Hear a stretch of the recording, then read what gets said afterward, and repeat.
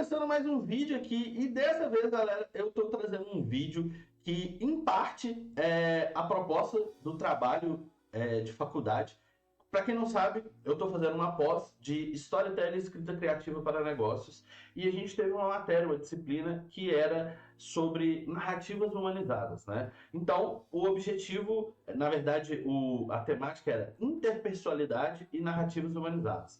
E eles passaram uma proposta de trabalho onde eu teria que contar uma história pessoal minha e transformar essa história em um podcast também, né? Então, fazer um texto e fazer um podcast. Eu vou ler aqui um pouco da introdução da temática em si. Então, espera só um pouquinho. Aqui, agora eu vou ler um pouco da matéria. A princípio, o vídeo vai ser basicamente lendo isso. Quero agradecer quem acompanhar até o final, quem deixar um feedback, um conteúdo, um like aí, vai ajudar bastante. A proposta aqui é eu gravar o vídeo contando essa história, falando sobre esse trabalho, né? E colocando alguns pontos que pode ajudar aí outras pessoas que estão querendo começar a criar conteúdo. Mas o trecho que eu vou narrar a história vai ser cortado e transformado em um podcast. Então, da mesma forma que eu vou criar um conteúdo, né, de vídeo, eu também vou criar um conteúdo de áudio. E aí é uma forma de você também experienciar essa questão da produção de conteúdo multiplataforma. Porque, às vezes, um texto você pode transformar em um vídeo, que pode ser transformado em um áudio, que pode ser transformado em uma imagem que representa tudo isso. Então, uma coisa acaba ligando a outra. E dessa forma você acaba criando um conteúdo multiplataforma, aonde que você pode postar na segunda-feira um vídeo, na terça-feira um áudio e na sexta-feira um texto. Ou ao contrário, você posta o texto primeiro e por aí vai. Então, quando você começa a produzir conteúdo, todo o conteúdo que você produz, ele pode ser transformado em multiplataforma. Isso vai depender da sua visão e de como você quer fazer isso, correto? Então aqui, ó, basicamente a proposta de trabalho é proposta de trabalho narrativas humanizadas. Introdução. A arte de contar histórias sempre fez parte da construção da nossa identidade individual e coletiva. Narrar é mais do que organizar fatos, é dar significado às experiências, transformações vividas em aprendizados e, acima de tudo, criar conexões. No contexto da disciplina Interpessoalidade e Narrativas Humanizadas, somos convidados a olhar para dentro de nós, revisitar nossas trajetórias e transformar nossas histórias em ferramentas de empatia, escuta e transformação. Descrição do projeto. A presente proposta tem como base a criação de uma narrativa pessoal e humanizada, construindo a partir do jogo Eu Conto, idealizado para estimular o diálogo e o compartilhamento de experiências reais. A atividade integra elementos do storytelling, da escrita criativa e da jornada do herói, proposta por Joseph Campbell, com o foco em valorizar vivências que tratem de emoções, superações, aprendizados e desafios cotidianos.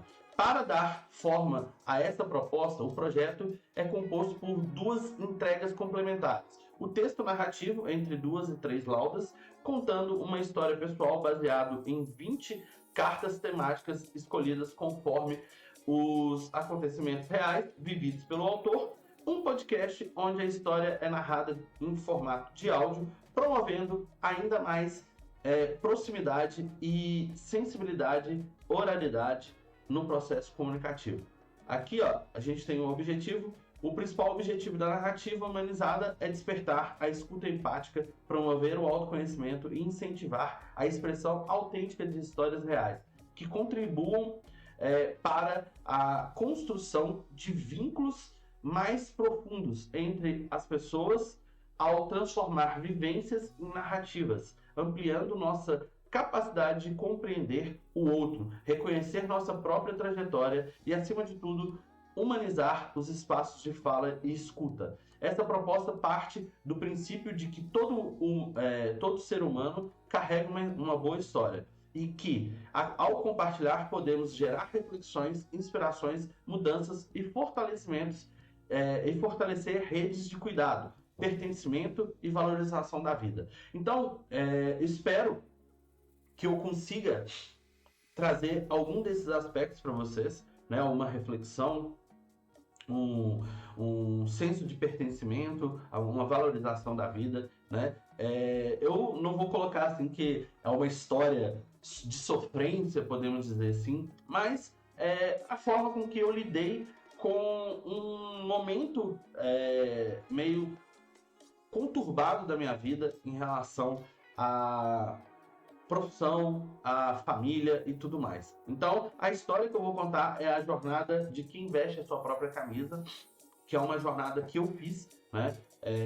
Eu acho que eu não sei para quem se lembra, mas em 2019 eu subi no palco da Campus Party exatamente com a palestra Vista sua própria camisa e seja foda. E a história que eu vou contar é baseada nessa palestra em si, mas nos acontecimentos que vieram antes e depois disso, né? Então eu espero que de alguma forma possa trazer alguma reflexão para você. E agora eu vou ler especificamente tudo. A partir de agora, o trecho que vier vai vir aí do podcast também. E eu vou focar um pouco aqui na leitura. Ela vai ser um pouquinho, talvez, emocionante aí para mim, mas vamos nos esforçar. A jornada de quem veste a sua própria camisa. Sempre tive dificuldade em me encaixar. Desde cedo, o que era rotulado como certo ou errado me soava mais como pontos de vista do que como verdade. O que era certo para mim nem sempre era certo para o outro. E tudo bem, ou deveria estar tudo bem. Lembro que em uma entrevista de emprego em 2009, me perguntaram onde eu me via em 10 anos. Sem pensar muito, respondi, com coração, casado, com filhos e dono da minha própria empresa. Na época, aquilo parecia um sonho improvável, mas necessário.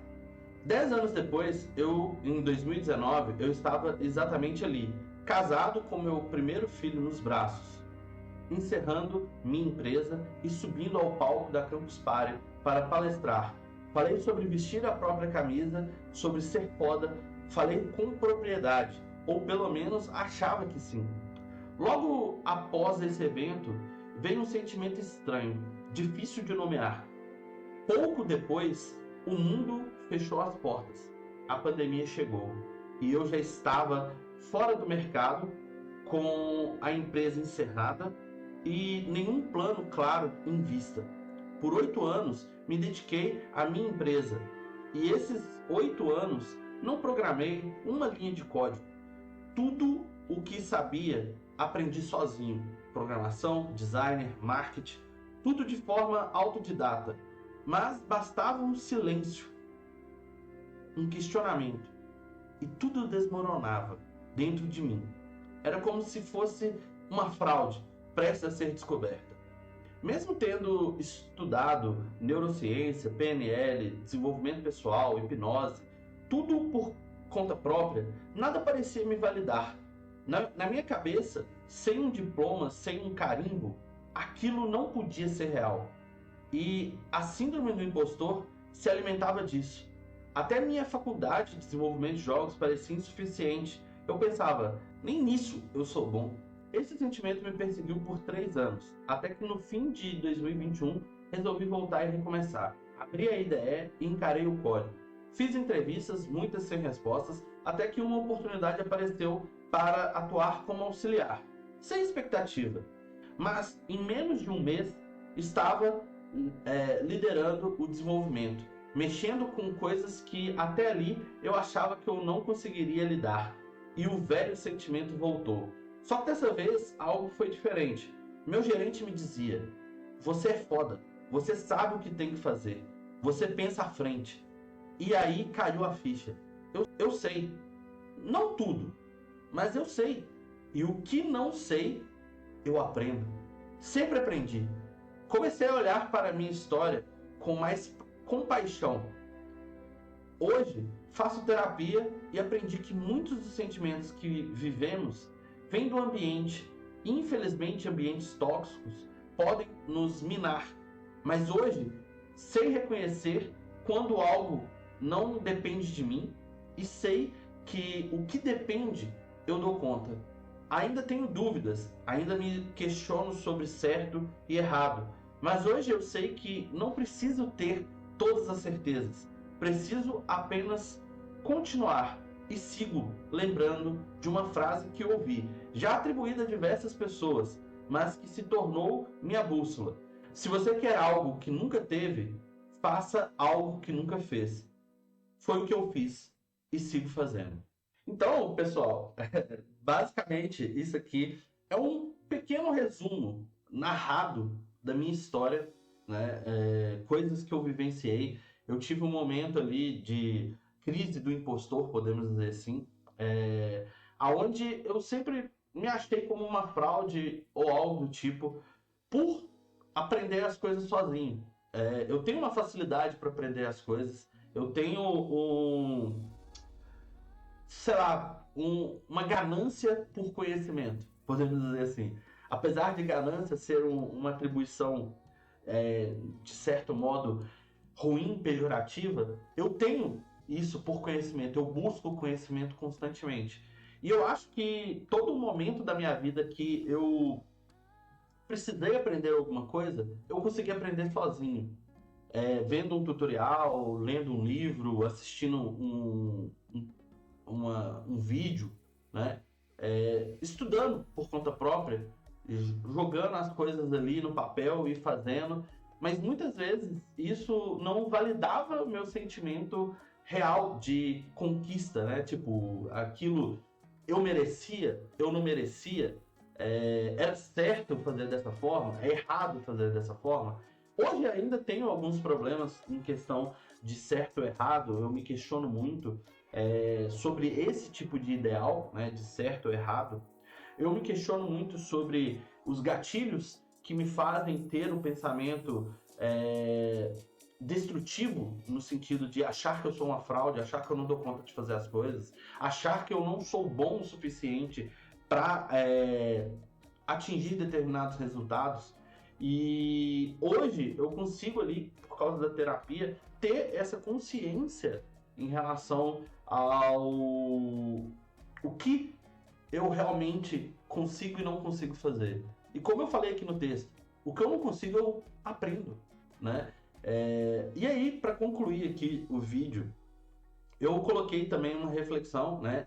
Aqui, ó. Etapa 1. As 20 cartas da minha jornada. As cartas que escolhi representam partes da minha própria história, vivência, emoção, desafio, aprendizados reais. Cada uma carrega um pedaço de mim. Emoções e reflexões. Dúvida, medo, autoconhecimento, fracasso, esperança, né? Então, sempre questionei os padrões, o que era certo ou errado, nunca aceitei respostas prontas. Então, aí vem relações ao ambiente, né? Reconhecimento, terapia, inspiração, mentoria, cultura tóxica, vida profissional e recomeço. Então, recomeço, adaptação, superação, resiliência, multidisciplinaridade. Aí aqui eu vi a questão das reflexões mais amplas, né? Autoimagem, síndrome do impostor, paixão, identidade, coragem. Aqui eu peguei a minha história e coloquei ela na jornada do herói, que é a etapa 2. Passei boa parte da vida tentando me encaixar, questionando as normas, as verdades absolutas, o trabalho, trabalhava, estudava. A segunda etapa aqui, eu peguei a minha história e coloquei ela dentro da jornada do herói, né? Que passei boa parte da vida tentando me encaixar, questionava as normas, as verdades absolutas, trabalhava, estudava, mas sentia que algo não batia. Uma desconexão com os moldes esperados, né? Chamado à aventura. Em 2009, em uma simples entrevista de emprego, fui perguntado onde me via em 10 anos. Sem pensar, respondi com o coração, casado, com filhos e dono da minha própria empresa. Ela era o desejo sincero. E ali começou a minha jornada, né? A recusa do chamado, cheguei lá em 2019 e tal. Então, eu coloquei todos os elementos dessa minha história dentro dos 12 passos aqui da jornada do herói. E juntando com as cartas aqui, né? Então, na teoria, o trabalho foi concluído. E aí aquela questão, eu espero que possa tanto abrir um diálogo para a gente conversar. Aqui nos comentários vocês podem colocar o ponto de vista de vocês, a história de vocês. Eu acho que essa contribuição ajuda a gente a se conhecer, a refletir, né? Como eu falei, a proposta é para causar uma reflexão. E eu espero que eu consiga causar essa reflexão em vocês, de forma que a gente consiga ter um diálogo, vamos dizer assim, futuro, né? Pensando no como a gente age hoje e como a gente gostaria de agir no futuro, né? A nossa jornada de evolução.